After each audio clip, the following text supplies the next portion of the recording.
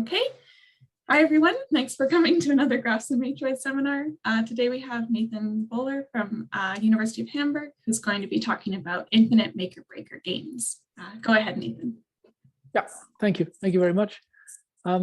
So before I start properly, I want to say thank you to the organizers of this seminar. Through all of the last couple of years, it's been a sort of an isolating time for a lot of mathematicians. And I've really appreciated having the chance every week when I could make it to come and see what's going on and to talk to some of you guys. So thank you to the organizers. I know it's can be a lot of work to organize these sorts of things. So yeah.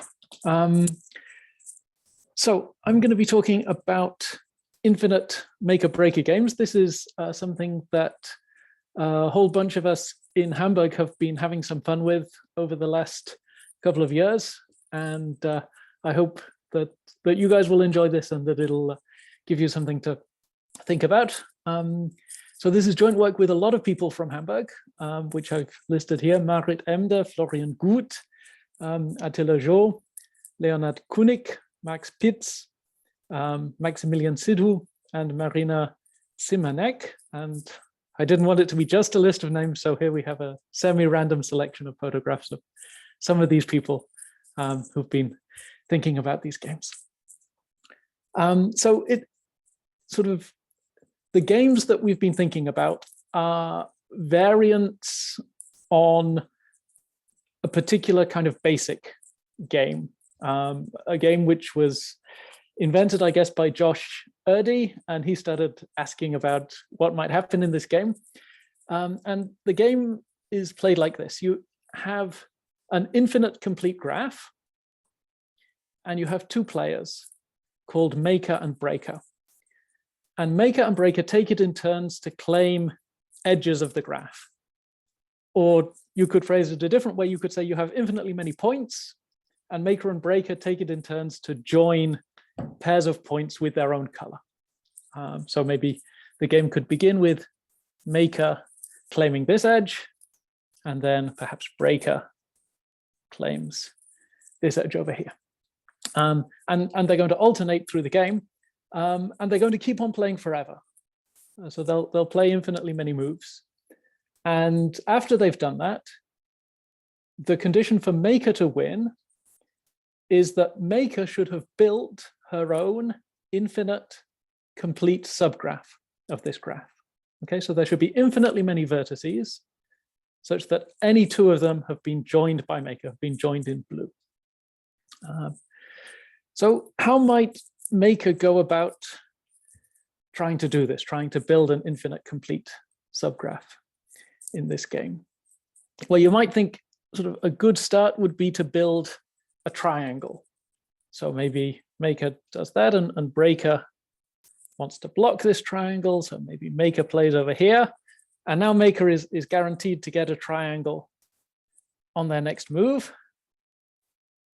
right? Because there were two possibilities to build a triangle. So maybe play proceeds like this. And you might think maybe Maker will just keep on building bigger and bigger complete subgraphs until they have an infinite complete subgraph. But that's actually not a good approach for Maker.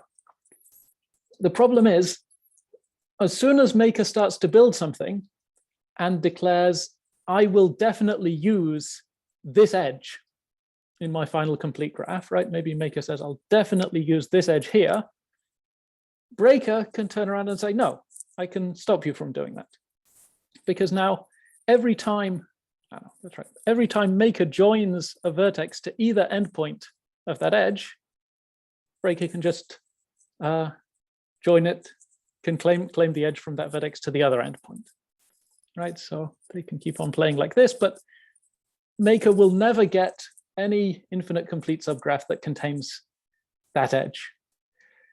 So we need a better approach, something which isn't sort of iteratively building up, where at no point in the game does Maker really know which edges will end up in the complete subgraph, but Maker can nevertheless guarantee that there will be one by the end.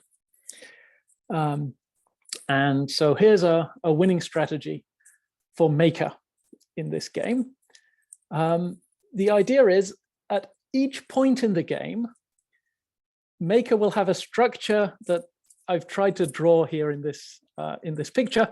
It'll be a finite binary tree, rooted binary tree. Okay, so here's the root over here, and then it branches off in these directions, such that Maker has claimed not only all the edges of that tree, but also, as you can see here in blue, all of these other edges. So Maker should have joined any two vertices which are comparable in the tree. Right, so any two vertices which lie on the same path from the root. So for example, if I look at this path, hopefully I managed to put in all the necessary edges to join any two of the vertices on that path, right? And for any path from the root, Maker should have joined both of those. And Maker will keep on extending this tree as she goes on through the game, making it bigger and bigger. So let me show you how Maker can extend the tree by one vertex, right? So suppose that Maker has built the tree up to this point. What should Maker do next? She chooses, first of all, a fresh vertex. That's this vertex over here. And by fresh, I just mean it's not been joined to any other vertex yet by Maker or by Breaker. So she chooses this fresh vertex and she joins it to the root. Okay, so now it's Breaker's turn. And Breaker might join it, let's say, over here. But the point is, of these two subtrees here, which hang on the two children of the root, Breaker can only join the vertex to an element of one of those two subtrees. Right? One of these two subtrees is still completely free of edges to our vertex over on the right. And so Maker will now join this vertex to the root of that subtree. And now again, we're in the same situation. Breaker can only join to a vertex in one of these two subtrees rooted at the children of that vertex. So Maker can join to the root of the other one. And now perhaps Breaker will join here, and Maker will join here. And now Maker has arrived at a vertex which has degree less than 2. And at that point, Maker will simply add, Maker will add this active vertex as a fresh leaf, as a new leaf attached to that vertex, right? And now we've made sure as we went along that this vertex was connected to everything along the path to it from the root. And so we managed to make the tree bigger. And this will keep on going forever through the game, so that after infinitely many moves have been made, we're going to have an infinite binary tree. And now, using a standard fact about infinite trees called Hindmans Theorem, if you have an infinite tree in which every vertex has finite degree, there has to be some ray through that tree, right? There has to be some infinite path starting at the root in this tree that they build. And now, because that's a path from the root, any two vertices on that path were joined by Maker. So Maker did build an infinite complete graph. Nathan, can I just ask you quickly, this vertex you just added, the previous vertex has degree 2. So what do we? The previous vertex, hold on. Which is this one? No, the one you added at 2. This guy? It doesn't have 2 things coming off it. That's right. It only has 1 thing coming off it. So the next time, yeah. So it doesn't have to be the case that that the vertices of this tree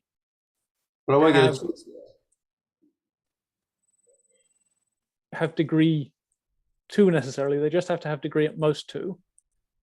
But every time I get to, right, if I have some other vertex, right, suppose I take some other fresh vertex and I manage to join that also, I managed to join that also to here, and then to here, and then to here, and then to here. When I get to here, I'll say, oh, this vertex still doesn't have degree 2 yet. Oh, yeah. And so I'll immediately add it as a new leaf at that point. Okay. Thanks. Yeah. Okay. Any other questions about this? Because this is this strategy is important. There will be a lot of strategies like this, or a lot of the cases where Maker can win. It's with a strategy that's some kind of elaboration of this idea.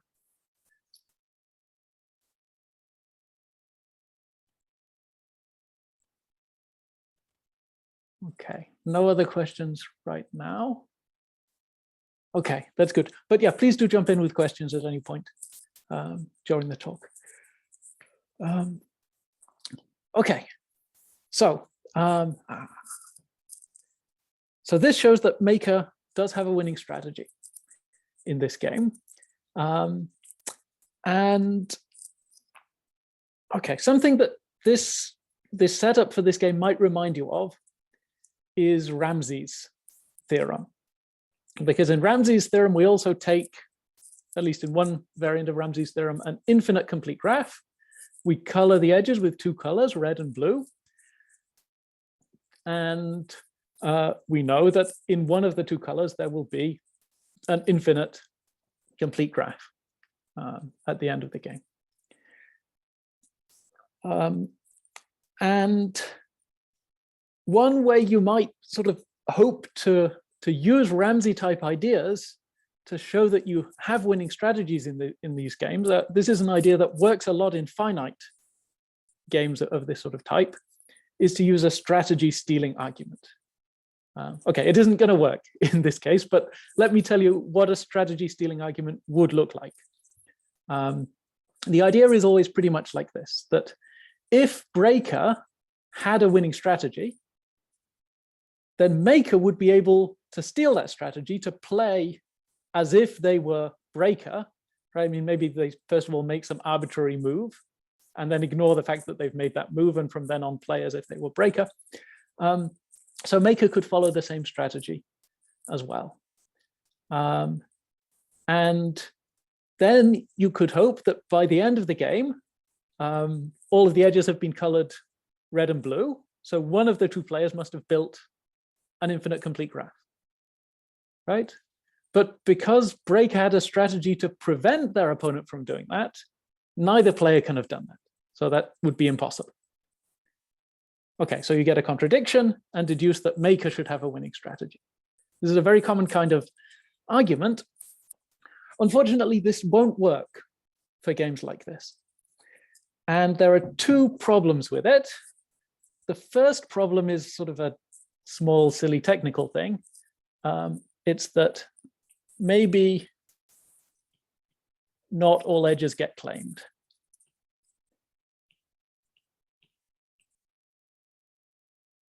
Right? Even if Maker and Breaker are playing these strategies and they play against each other forever, maybe there are still lots of edges left over.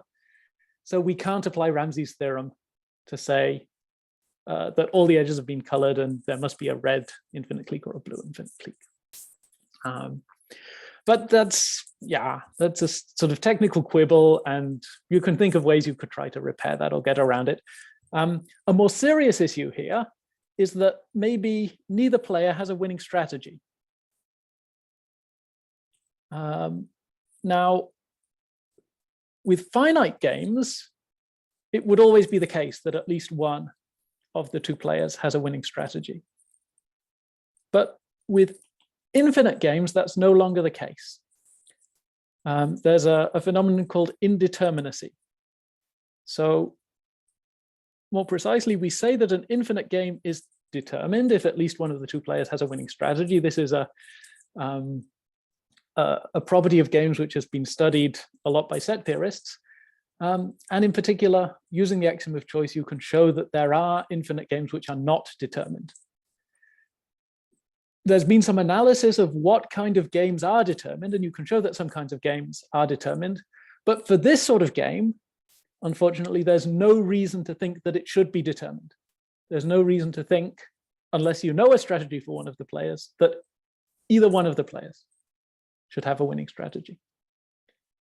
And indeed, there are examples of positional games, so games which are similar to this one in spirit, in which neither player has a winning strategy.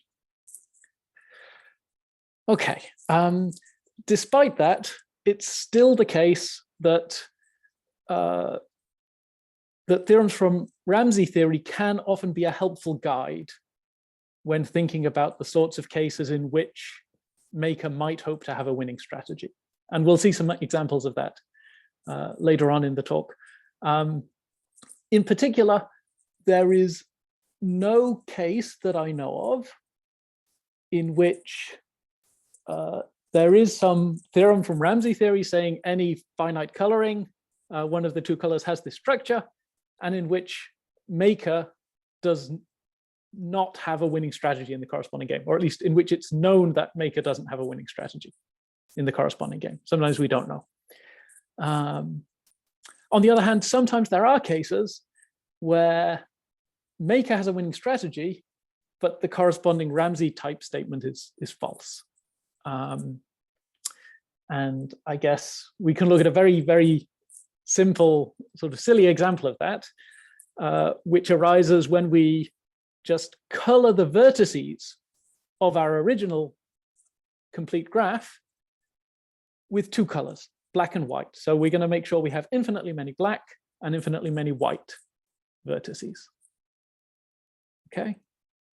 And now Maker's aim is going to be to build an infinite complete subgraph still with infinitely many black vertices and infinitely many white vertices. Okay, and Breaker's aim is to prevent this.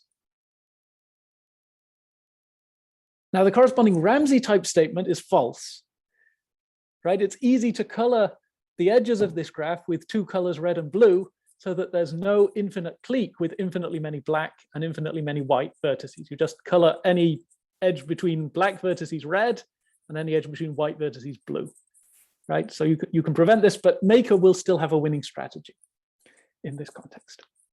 So this is going to be very similar to the strategy that we saw a minute ago, but Maker has to be a little bit more careful. So Maker is trying to build an infinite complete graph with infinitely many black vertices and infinitely many white vertices. And now the tree that Maker builds is going to be a ternary tree. Okay, so each vertex has at most 3 children. And we'll still have the condition that any 2 vertices on the same path from the root should have been joined by Maker. And we'll have an extra condition that the vertices in the layers of this tree are alternately black and white. So in the first layer here we have a black vertex, the next layer is all white, the next is all black, and the next is all white, and it has to carry on in that way. Okay, so what does Maker do now to try to extend this tree? Well, again, Maker begins by choosing a fresh vertex, and Maker should make sure that, you know, they sometimes choose white fresh vertices and sometimes black fresh vertices, right? Infinitely often vertices of each kind.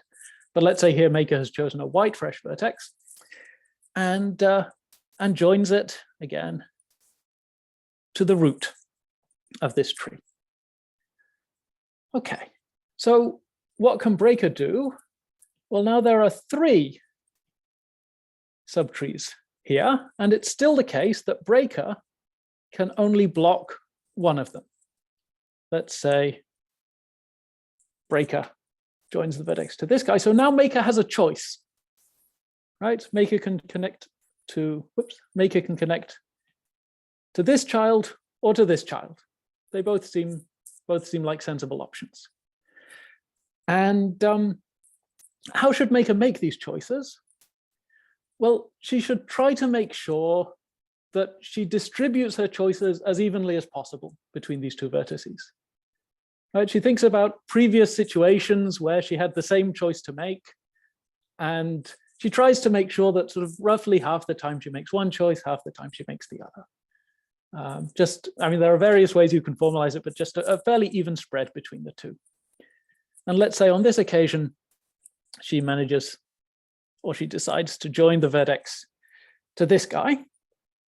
Okay. And now breaker perhaps joins this vertex to here. Maker joins this vertex to here. And now she's joined it to a vertex of degree less than 3. And so, just as before when we join to a vertex, oh well, not of degree less than 3, with less than 3 children, right?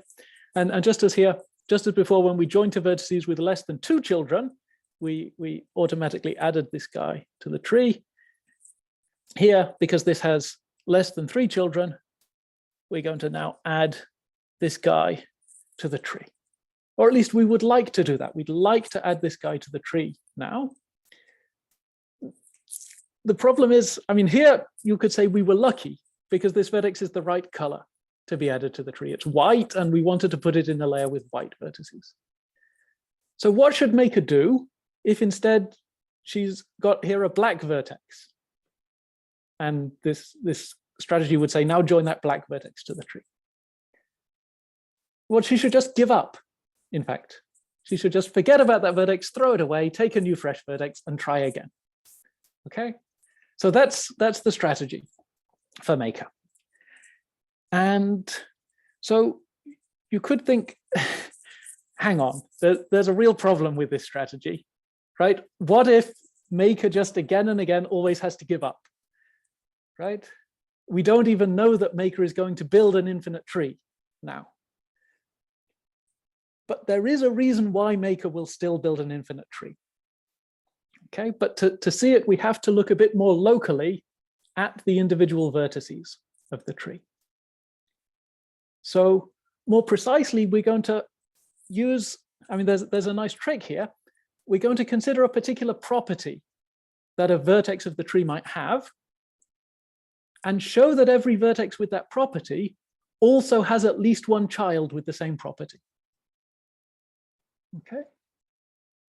And then, of course, if the root has that property, then at least one child of the root has that property, a child of that has that property, and so on. We can just build an array through the tree, right, consisting of things with that property. And what is the property going to be? It's going to be that the property of a vertex is going to be that it has infinitely many neighbors, that is, things joined to it by Maker, of both colors, right? That at some point in the course of the game, when Maker was joining things back to this tree, there were infinitely many black vertices and infinitely many white vertices that she joined to this vertex. Okay. Now,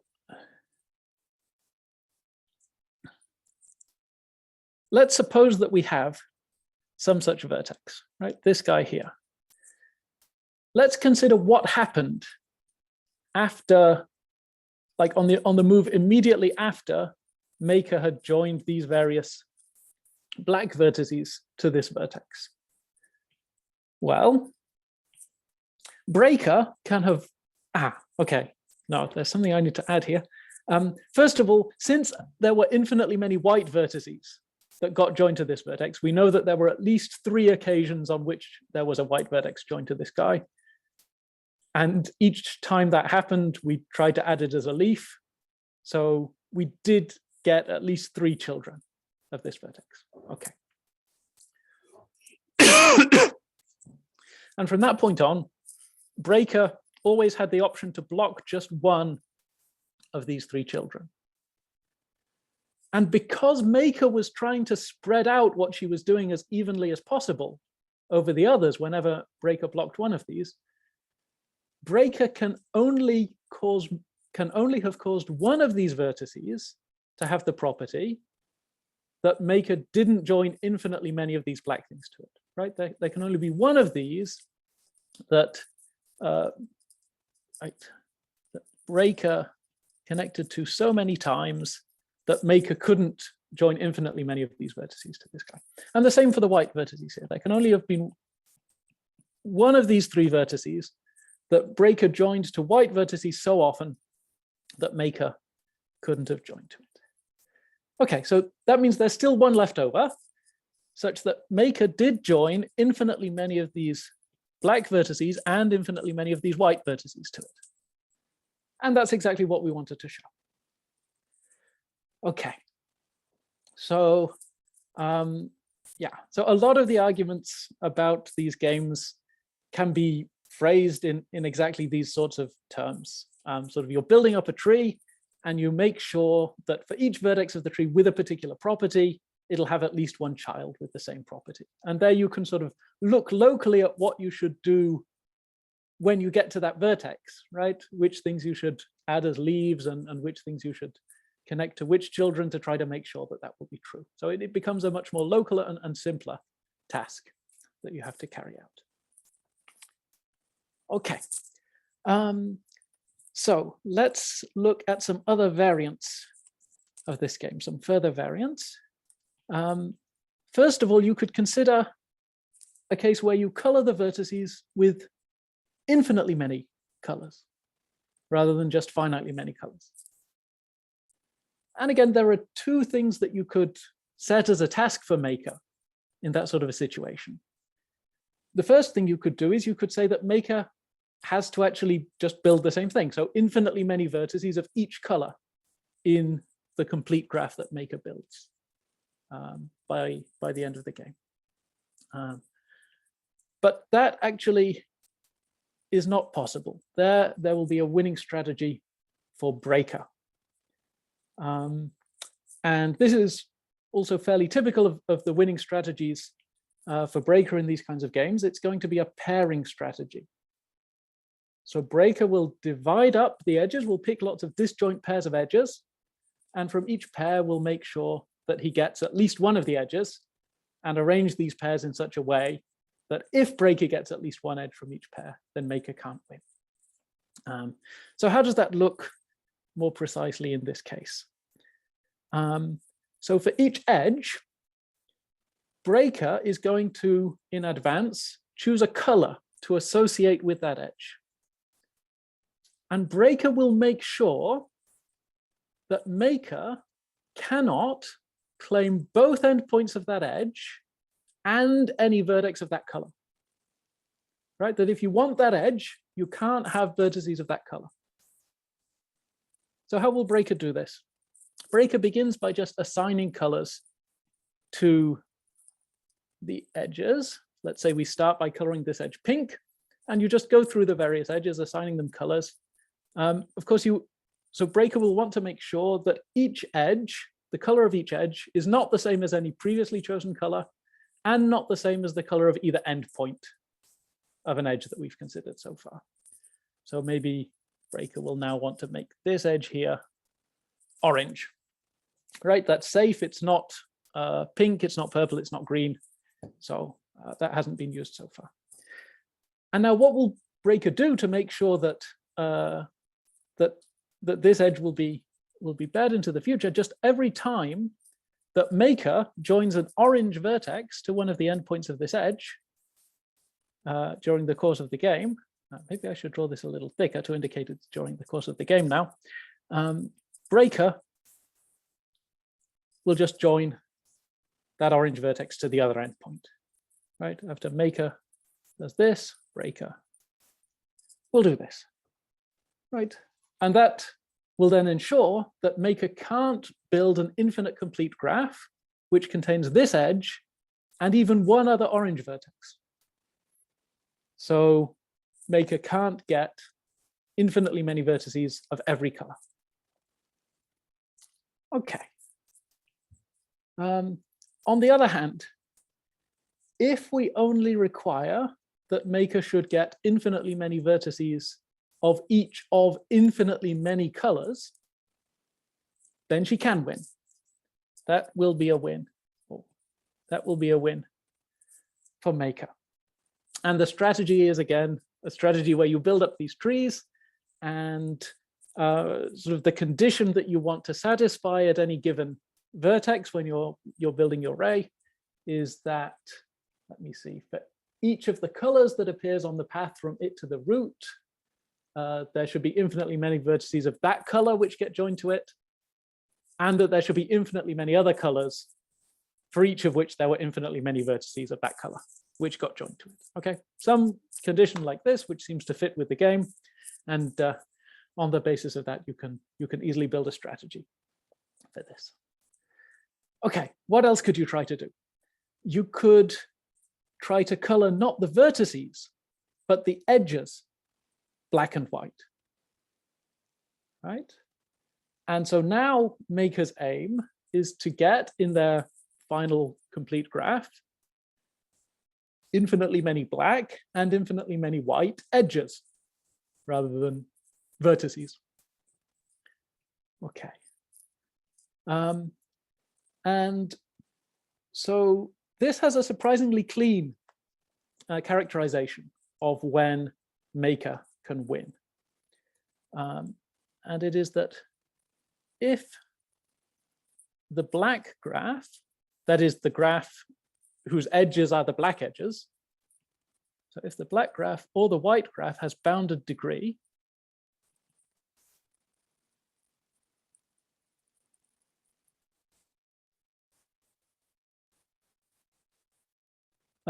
then Breaker has a winning strategy. It's a pairing strategy again. It's slightly subtle. It's not so easy to find this pairing strategy, but there is always, in that case, a pairing strategy for Breaker. And otherwise, if there is no bound on the degrees, or in particular, if there's in each of those graphs at least one vertex of infinite degree, in that case, Maker always has a winning strategy. Which again, you can code in terms of these trees. It's a little more subtle and complicated, but it can be done. Okay. All right, let's consider another variant of these games. Rather than working with complete graphs, we could look at hypergraphs, right? We could look at the complete, say, 3 uniform hypergraph on an infinite set of vertices. That's just all the subsets of size 3. Right, so Maker and Breaker just take turns choosing sets of size 3 of vertices, and Maker's aim is that after infinitely much time, she has claimed for some infinite set of vertices, sorry, for some infinite subset of the set of vertices, all the subsets of that guy of size 3. Right, and Breaker's aim is still to prevent this. Okay, and again here, Maker will have a winning strategy for these games on complete hypergraphs. So this is a little trickier than before, but let me try to take you through this. I'll at least try to show you how to do it for the 3 uniform hypergraph. So when they're just coloring sets of size 3. But the same argument that I'm going to make now, you can easily make it into an inductive argument that lets you build up through all the different hypergraphs. This is the induction step of a more general argument. And a key concept that we need to understand this argument is the concept of a tidy strategy. Okay. And all the strategies that we've seen so far have been tidy strategies. It's a very natural idea. It's a strategy in which Maker repeatedly chooses a fresh vertex and joins that vertex back to some previous stuff, right? And then says, I'm done with this vertex now. I choose a new fresh vertex and join that back to some previous stuff, right? New fresh vertex and join it back. But Maker never says, oh, wait a minute, I'm joining this guy, but I should have put in another edge here earlier on and put something there, right? You're always just joining to the last fresh vertex.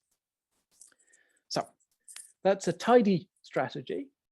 And what we're going to show is that if Maker has a tidy winning strategy in the game on the infinite complete graph, and we know that she does, then she also has a tidy winning strategy in the game on the infinite complete 3 regular hypergraph.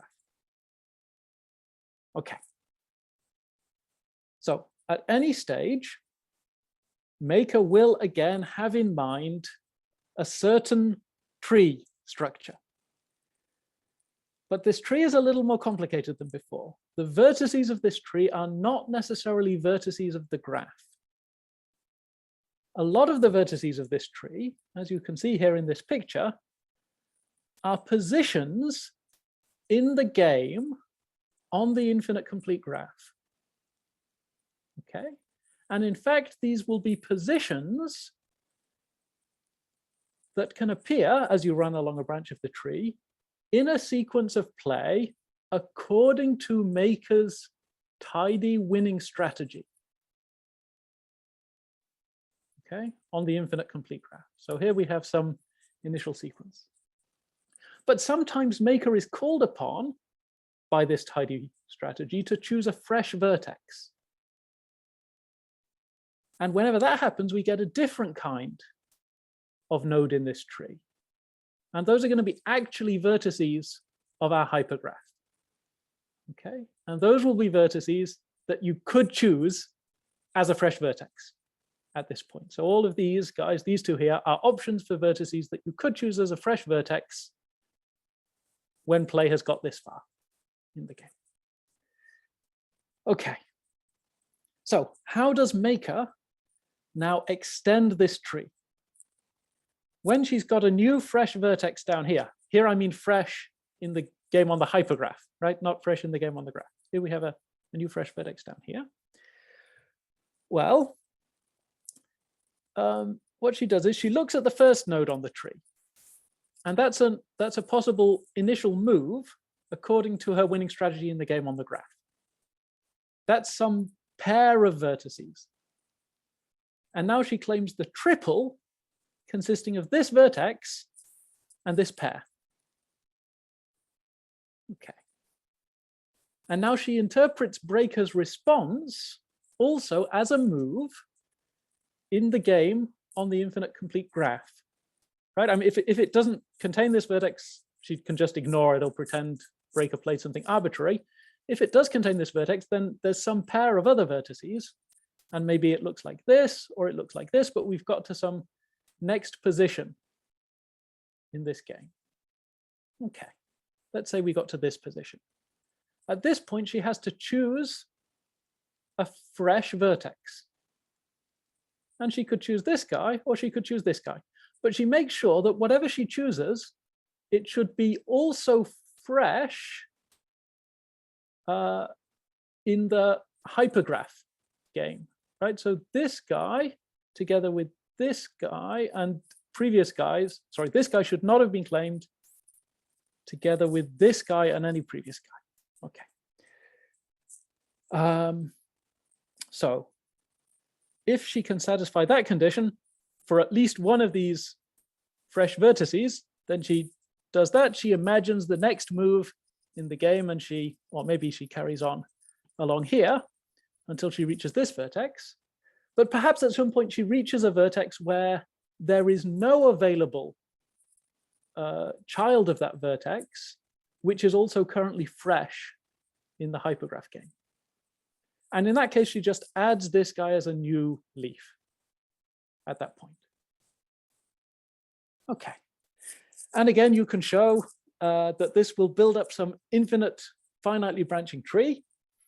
So there must be some ray through this tree. And what does that ray look like? Sort of, if you look in the nodes as you run along that ray, it looks like a play, right? An infinite play where Maker was playing this tidy winning strategy in the game on the infinite complete graph. And because it's a winning strategy, Maker must have won. There must be some infinite set of vertices such that Maker claimed any two of them.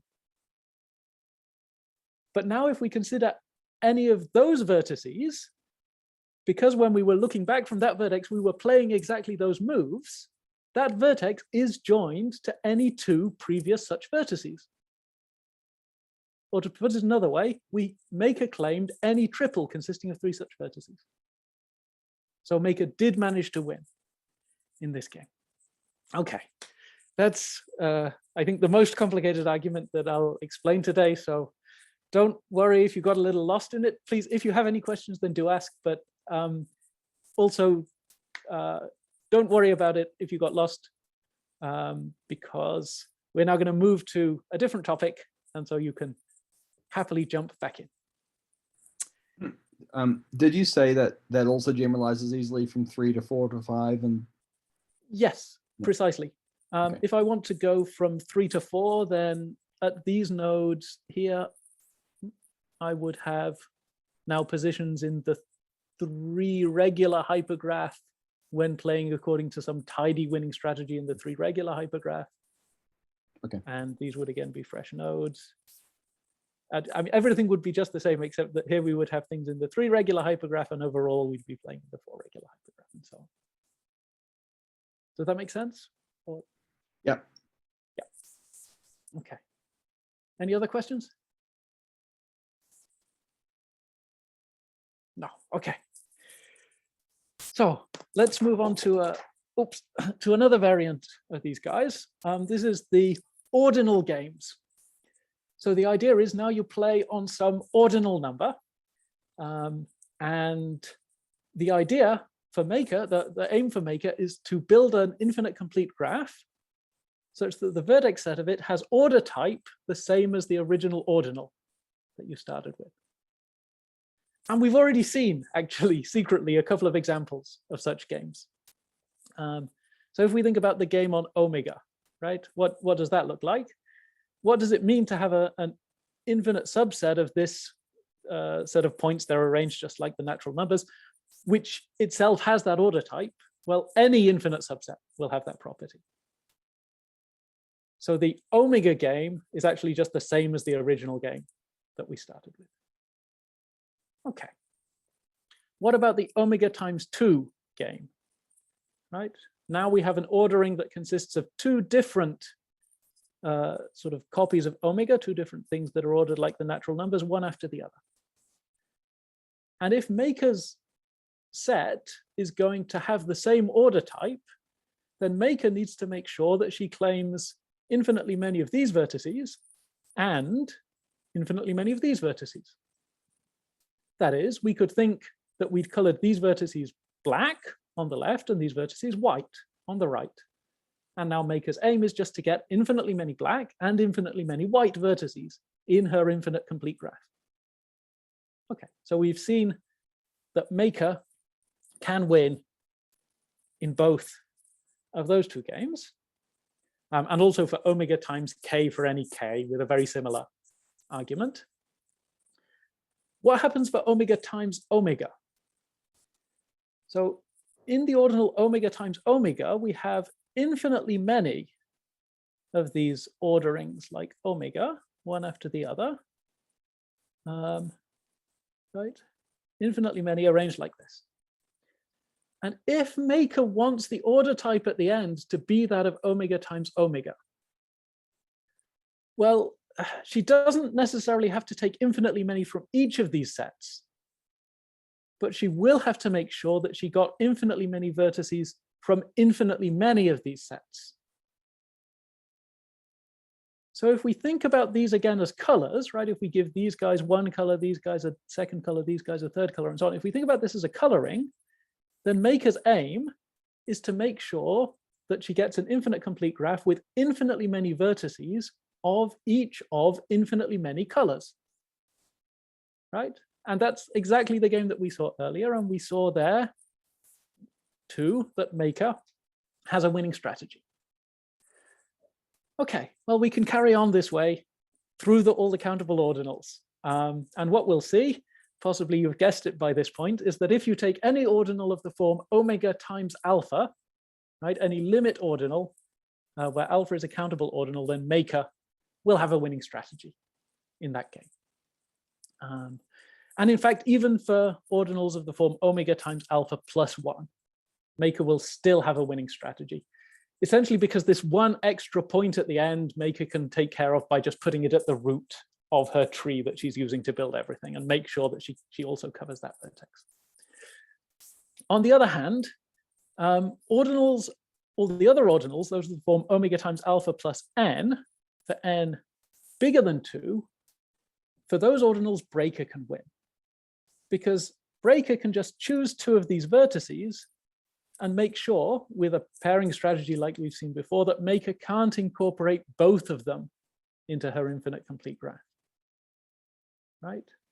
But if maker wants to get really this ordinal order type, she has to get all of these n vertices at the end. So that is a strategy for breaker. Okay. Now, that's all the countable ordinals. What happens if we carry on beyond that? One more step to the first uncountable ordinal, omega 1. Now, of course, we have to let the players keep on playing uncountably long, right? Otherwise, the game doesn't make much sense. But let's allow them to do that, and let's see what happens. And the answer is that this is actually undecidable whether or not maker has a winning strategy. Okay, so hold on, wait, I've put these the wrong way around. Whoops. Okay, so a breaker win is consistent even with ZFC, and a maker win is consistent with ZF, that is the usual axioms of set theory, except the axiom of choice. So breaker is consistent also with the axiom of choice. Maker is consistent with at least all the other axioms except the axiom of choice, as long as you assume some kind of large cardinal axioms, which if you know some set theory, maybe you know what that's about. If you don't, then don't worry. But terms and conditions apply to this statement here. Okay. But basically, this is independent of the axioms of set theory. So, I mean, okay, there's still a little bit open here. We would like to know whether this is consistent with ZFC, and even without large cardinal assumptions. But there are some other more interesting open problems that I wanted to talk about at the end, just to tell you in what directions this could be going. So first of all, we looked at the ordinals and we had a game for each countable ordinal, but you could ask exactly the same question for other countable order types, right? You can say you take some countable order type, some countable ordered set, and maker and breaker play in the complete graph on that guy, and maker wants to just get a copy of that in their infinite complete graph. And we know what happens for some order types, like for the order type of the rational numbers, we know that maker has a winning strategy. But in general, we don't know which order types come up here. And of course, I mean, that seems already hard, but that would be a first step towards trying to work out in general which first order structures maker has a winning strategy in the corresponding game for. But I think analyzing these order types is a good first thing to look at. And the second problem, there is one particular game. It's very frustrating. We've been looking at this game for a couple of years now, I think, and we still don't know who has a winning strategy. And this is called the finite subsets game. So first of all, let me say something about the hypergraph games we looked at earlier. We were looking at the set of all subsets of an infinite set of size k. You could also look at the set of all subsets of size at most k, right? And say that maker hopes that there will be some infinite set such that she gets all infinite subsets of that of size at most k. There, maker has a winning strategy still with basically the same ideas. And so it's natural to think, all right, what if we allow all finite subsets of our infinite set? Can maker get some infinite set of which she has all finite subsets? It's a natural question to ask. It's actually the wrong question to ask. And in this case, I mean, for that question, it's not too hard to show that actually breaker has a winning strategy in that game. There's a pairing strategy that you can use. But the reason we know it's the wrong question is that the corresponding Ramsey statement, the corresponding Ramsey type statement in this context is different, right? It doesn't say if you color all the finite subsets of an infinite set with two colors, then you get a structure like this. In fact, the corresponding Ramsey type theorem called Hindmans Theorem gives you a slightly more complicated kind of structure. It gives you a structure like this, that there should be some infinite set of disjoint finite subsets of your set. I've taken here the set of natural numbers as my infinite set, but there should be some infinite set of disjoint finite subsets such that you have any finite union of those guys. Oh, here I've written all unions, but of course it should be all finite unions of elements of some such set, curly A. And there's a theorem called Hindmans Theorem, which says that if you have a coloring of the finite subsets, then you get such a thing monochromatic always. So the question is whether Maker can do that. Still, this looks a little bit complicated. So let me tell you two different ways to reformulate this game, which perhaps look a little more natural. So the first is that we color, rather than coloring sets, right, finite subsets of any size, not even coloring pairs now, we're just going to color individual natural numbers. Okay, Maker and Breaker take it in turns to color individual natural numbers. And what Maker wants is that at the end of the game, there should be some infinite set of natural numbers of which she has claimed any finite sum, right? Any finite sum of distinct elements of that set. Okay, and that's equivalent in a sense that I'll explain precisely in just a moment. But another equivalent way to set this up is to say you just consider an infinite dimensional vector space over the field with two elements.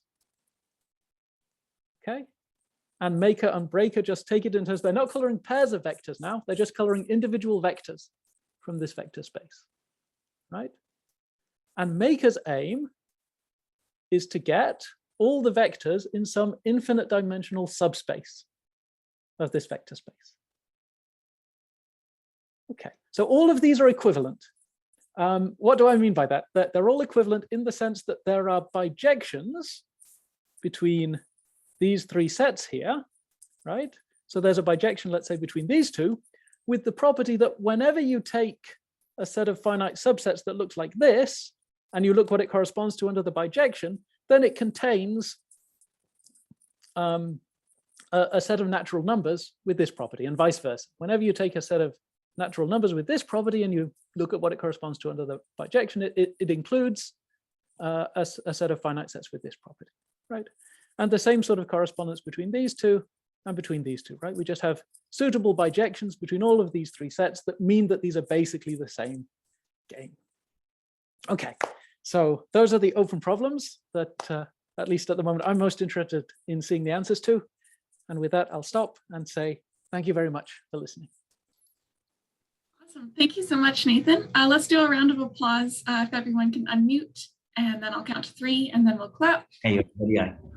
1, 2, 3.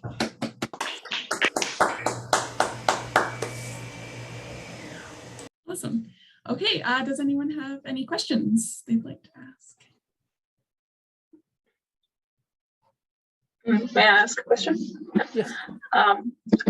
So what's the motivation for this? Like the games on the graphs and the other games on the other things, sets and ordinals, like, can you put it in a context? Like, what you... Yeah, so for me, the main motivation is that I just think these are natural and interesting questions, but I can tell you sort of the history of where this came from.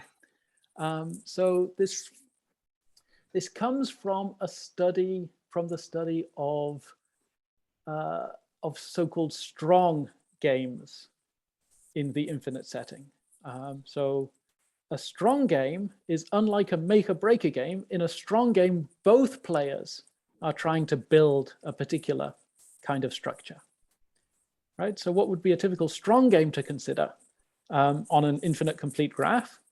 You could say maybe both players are hoping that by the end, are hoping that at some point in the game, they will build a complete graph on 7 vertices, right? And whoever first manages to build a complete graph on 7 vertices wins.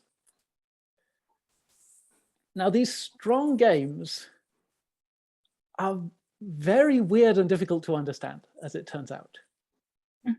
If you consider these strong games on a finite vertex set, right? I mean, let's say I take a giant complete graph, right? 1 billion vertices complete. And I say sort of maker and breaker are playing, they're both trying to get a complete graph on 7 vertices. Then just using a strategy stealing argument and Ramsey's theorem, you can show that maker has to have a winning strategy in this game. But you can't say anything about what maker's strategy is.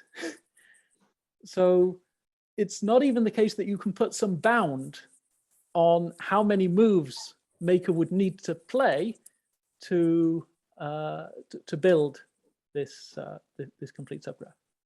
And in fact, the question of whether there is a bound that you can put there is exactly the same as the question, or equivalent to the question, of whether maker has a winning strategy in the infinite version of this game.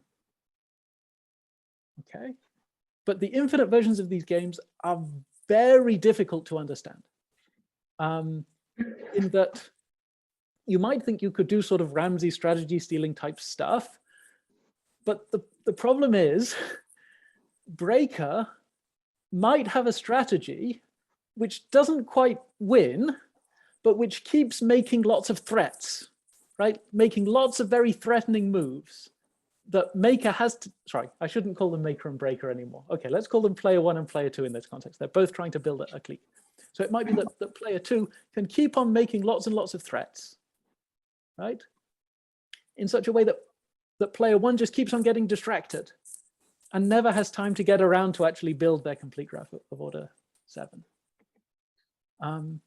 And so not with complete graphs, but with certain kinds of very sort of slightly weird hypergraphs, there are examples where breaker can do that.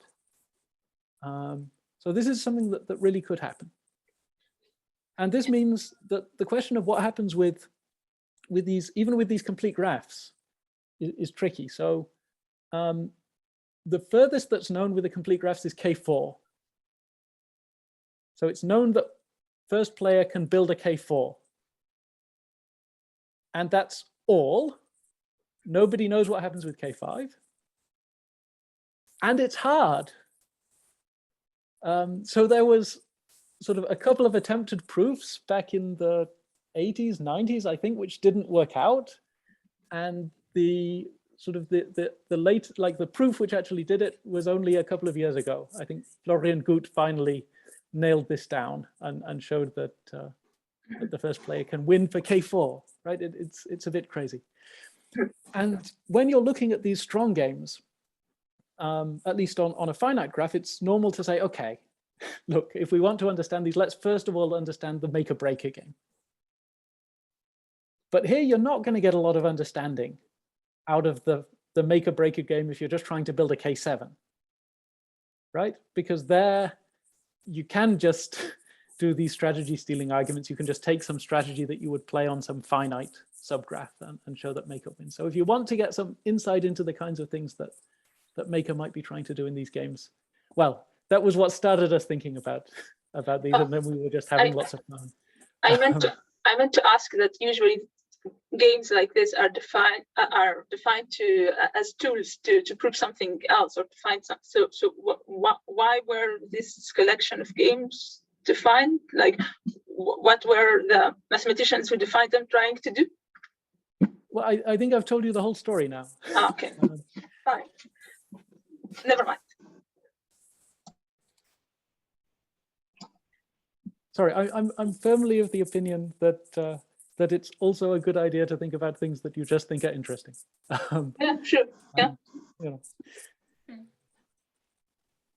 Jim, did you have a question? Oh, or Peter did too. Yeah, I was actually a slightly embarrassing question because when I never read abstracts and I just look at titles of talks and think I sort of make a guess as to what it's going to be about. And in this case, I guessed completely wrong. Okay. And so I'm going to ask you about the talk I thought it was going to be about. So Matroid intersection solves the Shannon switching game. Okay. And so there'll be infinite versions of that on Matroids and graphs. Yeah. So You know anything about those? Yeah. So Josh Eddy has thought about some of those. He's made some sort of basic progress. I think so. He was starting just thinking about some simpler games, thinking about the base building games for infinite Matroids. And now someone will have to correct me if I get this wrong. I think he was able to show that you have a winning strategy for Maker, but only in some very limited contexts, like maybe for finitary Matroids. Do you remember the details of this, Florian? How far he got with that? No, not off the top of my head. Okay. So sorry, yes. So Josh started thinking about this, and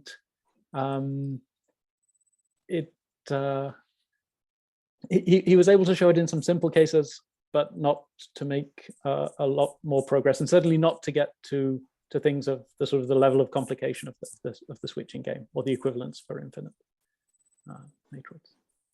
Okay. Thanks. Is there anything you can say about something like the induced order or the minor order with these games? If you're looking for some induced object of what you've picked up so far. Okay, so you're saying you should be looking for, rather than a complete subgraph, like a complete minor, an infinite complete minor or something. Yeah, I mean, you'd have to be careful asking questions where they're not just answered by the fact that you can get a subgraph, but maybe right. For induced, there could be some interesting stuff. I don't know, it's just an open-ended question. I don't have any particular question, like specific. No, that makes sense. So we did start thinking about some things like that, and we ran into exactly the phenomenon that you just mentioned. That in the cases where we could do that, we could even go further than minors and get the actual complete subgraph. But for so induced, we don't know of a case where there's an interesting difference between those two. But suppose I want an induced grid, say. Right. But you okay, you want an induced, yes, okay. So by doing something similar to the arguments that I was talking about in the case where you color the edges black and white, you can show that, for example, if you're playing on a radograph, then Maker can build a set of vertices, or can claim all the edges of an induced sub radograph, right? And therefore, in particular, an induced grid, because the radograph has everything in it. That's a good answer. Okay. Okay, do we have any other questions?